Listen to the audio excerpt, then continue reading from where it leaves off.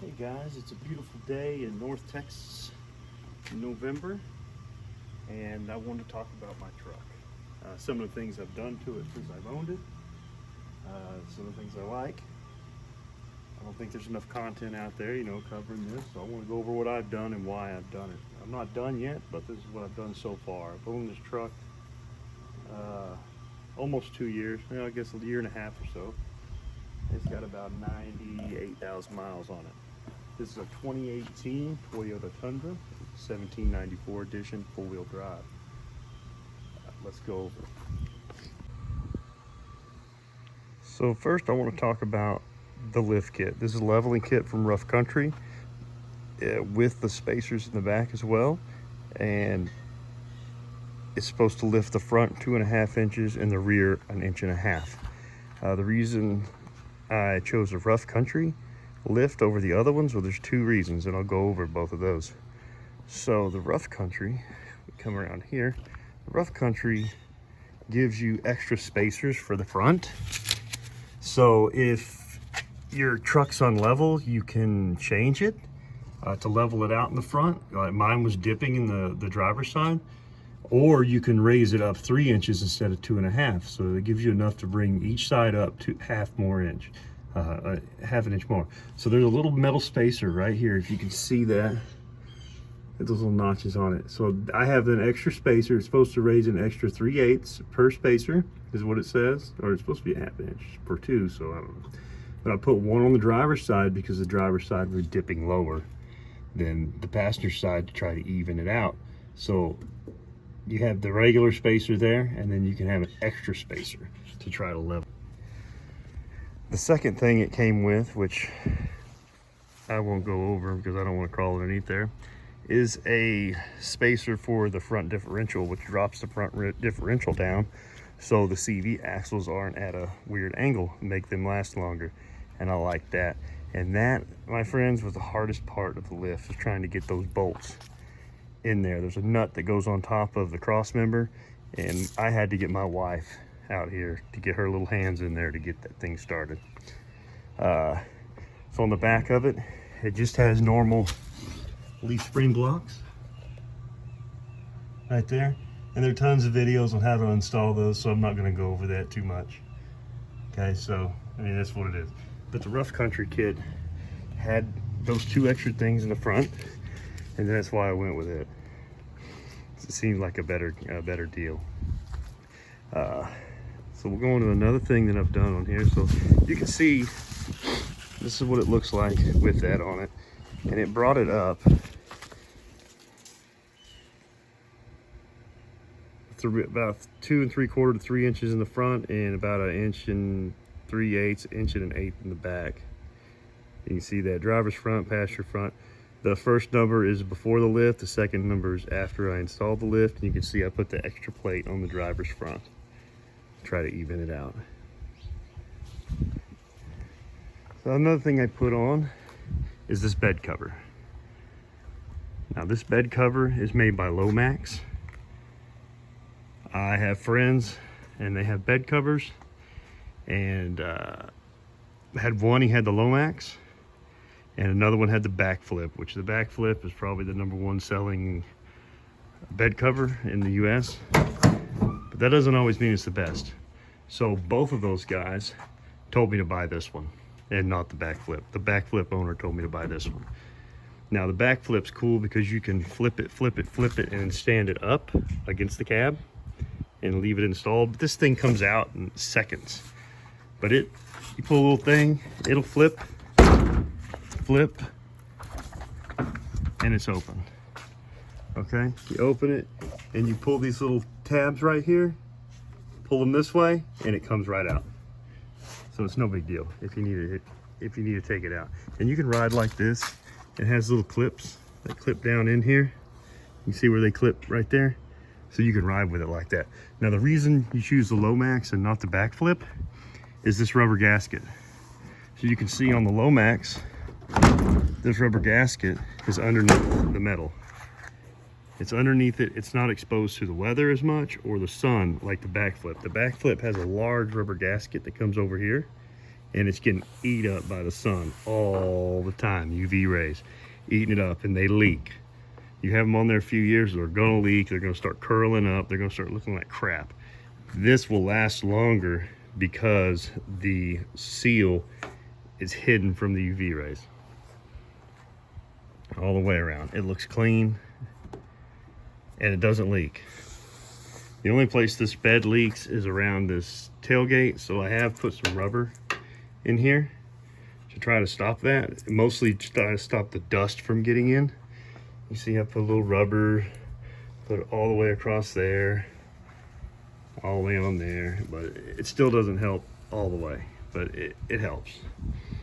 Another thing I put in here is this rough country bed mat. That's just the only one I could find on Amazon that fit this truck. So I don't have bed liner. It does have the little LED lights in here, which is really cool. Like I said, it's not Rhino lined or anything, but maybe one day, but I don't really need it right now. This is a battery powered air compressor. It's battery powered, cigarette lighter, and 110. The only thing that would make it better if it was a battery booster as well. I have a friend that has one. That would be pretty cool, but I do have my jumper cables I carry around with me. We'll move on here. You can see I have a drop hitch on here that sticks out a ridiculous amount, and this drop hitch is made for a Jeep. It's made to stick out past the tire on the back of the Jeep. And the reason I did this is because when I put my tailgate down with the trailer I have, if I drop the tailgate with the trailer hooked up, it'll hit the jack if it's back there. So I moved it this way, and now my tailgate can clear my jack. That's why it is like it is. All right, so we'll go on. We talked about the lift. It lifted about 2 3/4, 3 inches in the front, about 1.5 inches in the back. It's what it was supposed to do, 2.5, 1.5. This is where it sits. These tires are BFG KO2 all-terrains, and they are 275 60/20s. I would like to have some 18s, but this truck came with 20s, so that's what we have. Now the 60, the stock size is 55, so these are about 1 inch taller than stock. It makes it look good. Now up here, it didn't start rubbing until I put the leveling kit on. I put the tires on about a week or 3 days or 4 days before the leveling kit, and it started rubbing right in here on the side of that pan. Okay, so that's the stock pan for the non-TRD Tundras. So I just took some pliers and bent it in a little bit. That's the pan you take off to change your oil every time. The TRDs have a hole milled in it where you can take some screws out and take that little cover off to get to the oil filter, but this one doesn't. You have to take this whole thing off every time you change your oil. So I had to trim that. Other than that, they're not hitting anywhere.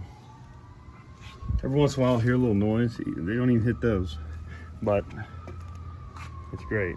I put this little antenna on here just because I take it through those drive-through car washes. I don't want to get out and take them off all the time.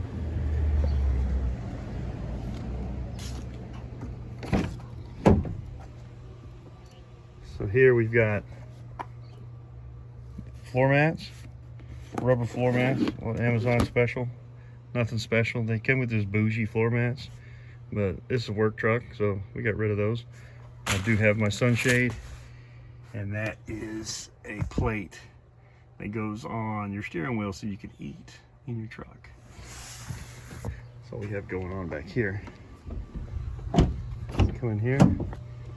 So here's these floor mats again. They are Oedro. I don't know what that means, but they work really good. You can see they fit pretty good. Fit really well, and they keep my truck clean. This is a work truck. I get this thing dirty. We go in here. This is my cell phone booster. I mean, if you like it, you like it. This is my radio. It's a Dasaita. I don't know how to say that. Some Chinese, about 400 bucks. This gave me Apple Carplay and Android Auto, wireless and wired. You can get Netflix on it. It's a little hard, but you can do it. You can get apps on it. It's kind of like a phone or an iPad. It's connected to the Android App Store, and you can buy apps for it. And it works pretty well.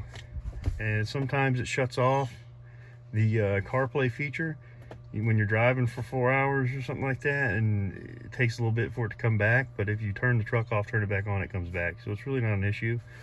It does have 2 leads that came out of it down here. I was having issues with this plug. It still works with that, the USB does, but it doesn't charge very fast. So your phone runs down sometimes when you're sitting here watching a movie or something like that. It can't really keep up. So I tried to use these. The back USB is way better at charging. It has a higher power output than this front one. So I'll just run one back there and plug my phone into there. This is my 2018 1794. It has 98,000 miles on it. Try to take care of it. It's in pretty good shape. Come around here.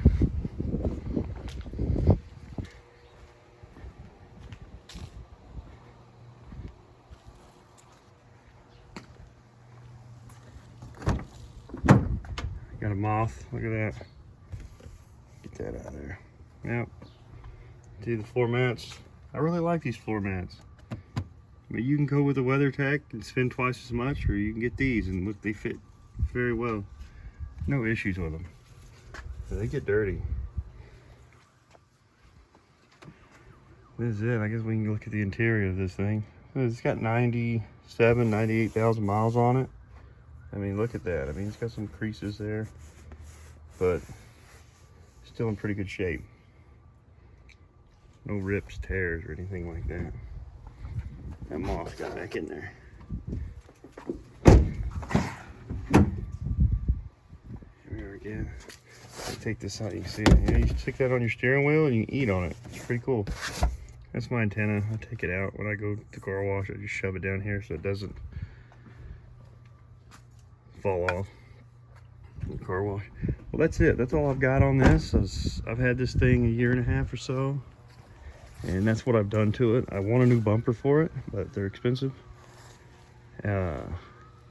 Once I do the bumper, I think that's about all I'll do to it. Maybe do some of those accent lights that go in here. Those look pretty cool, those orange lights that go in there. But that's about it. This is in the mesquite brown. It's a pretty color. Very pretty color. So I'll end this video talking about the ride quality since I did the lift and the tires. Before, it was stock and it had some Hercules tires on it, which were really nice. They were soft and they were quiet. This thing rode like a Lexus. It was quiet, smooth. It got 16, 17 miles a gallon on the highway doing 78, 79. I put the tires on it, the BFGs, and they're 1 inch taller, which actually straightened out my speedometer. My speedometer was off by 2 miles. Low by 2 miles. Now it's dead on. It's right where it needs to be. But it brought my gas mileage down about a mile a gallon, and I put the lift on, and now I'm running, I average around 14.6 miles a gallon. I've taken it on 2 trips to Houston, Waco, things like that, and it's averaged me 14.6 miles a gallon. So I went from 16, 17 miles a gallon to 14.6 miles a gallon on it. And I don't drive conservatively. I just get out on the highway and book it 79, 80 miles an hour. The ride quality, it does ride a little stiffer. It is louder. It's not as quiet as it used to be, but it's not crazy. But if you turn everything off in here, you can notice that it's loud. You can hear it. It's like a wind noise. It's not the humming noise like with a mud terrain. It's more like a whooshing noise from these tires. But they're really smooth. A lot smoother than I thought they would be. But adding that spacer in between the coil spring in the front really tightens it up a lot. Just be aware of that. It's not something that I'm like, oh, I'm going to take it back off because it's terrible. It's a truck. It is what it is. You know what I mean? So just be aware of that. Your mileage is going to suffer. Your ride quality is going to suffer a little bit. And with these BFG all-terrains, it brought the road noise up a little bit. Like I said, those Hercules that I had on there before, if you don't want any noise, Those things were great, and they were just getting a little dry rotted. It was time to change them out, so I changed them out. Did my research, and it came down between the Michelin Defender, which is like the best tire you can buy for this truck, and the BFG All-Terrain. It just depends on what you need it for and how much money you want to spend. The Michelin was about $100 cheaper a tire. They last about 60,000 miles, which is fantastic. BFGs last 60, 70,000 miles. I have a friend that had 120,000 miles on a set of BFGs, rotated them all the time. Ran them for 120,000 miles on these all-terrains. I do a lot of gravel roads and crap roads, so I decided just to splurge and go with the BFG all-terrains, and they look better. So hopefully, you know, they'll be on there until 200,000 miles. I've got about 98,000 miles on it right now, so hopefully those will be the tires that I own for the next 5 years or so. That's all I got here. Hope you enjoyed the video. Thanks.